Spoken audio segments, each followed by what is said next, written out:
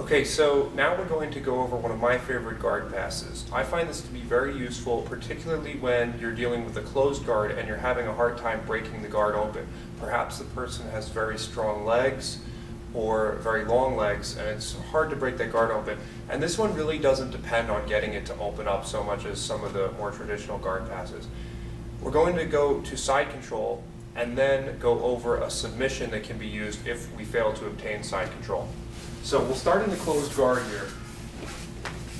And again, maybe I try to get the guard to pop open or something, and it's just, I'm having a really hard time with that. So here's what I'm going to do. I'm going to control her biceps, her arms, by cupping her biceps with the monkey grip to prevent her from grabbing me.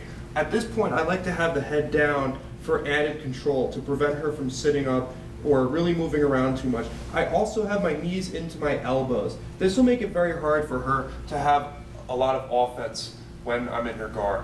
So once I've got this position stabilized, and I like to take my time here because I want to make sure that I have the position, have the stability before I start going offensively.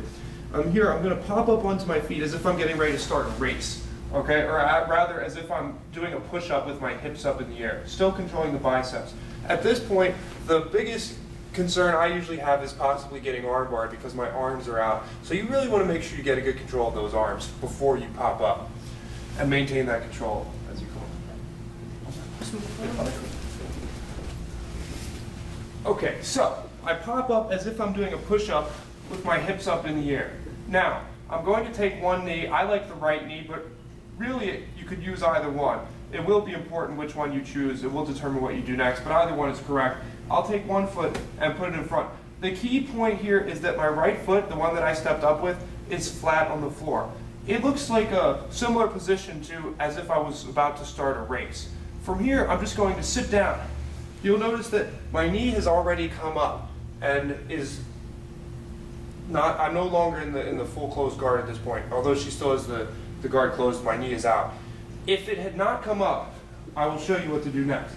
If we pop up here, and I bring the knee in and I sit down, and maybe, could you scoot forward just a little bit, please?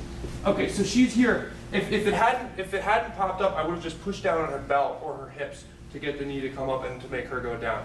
From here, I'm going to underhook her far arm as I come across with my knee that was up. I just take it, put it on the floor. The weight is on the knee, not on her leg, so it shouldn't be very uncomfortable for your partner. And the foot is hooking the thigh there. As this hand comes under the head, I will turn, bring the hip in, and we'll talk more about the side control in the future. But for now, what the side control that works really well from here, I'll do the other side just so you can see from that angle. The side control that works best, in my opinion, from here is this. I pop up, I'll do my left knee, cut across, under the head, here, and I'm trying to touch my left elbow to my left knee. I'm squeezing her there as this comes under her head for the cross face, clasping the hands together. The right foot is back on the toes so that if she tries to bump around, I have some stability there. Okay? So could we try that maybe from this angle here? Sure. Are you laying down? Yeah, maybe if you put your head that way. All right, so we're here in the closed guard. Controlling the arms is key. Pop up as if, again, kind of like doing a push-up with the hips up in the air. Knee forward in the race starting position. Sit down, and then if the knee doesn't come up, or rather they don't go down, you just push down the hips. Underhook as you bring the knee across here and come under the head. I usually find it easiest to go under, palm up to get under, and that's the way usually I have the hands anyway. And from here, I pivot to my side control.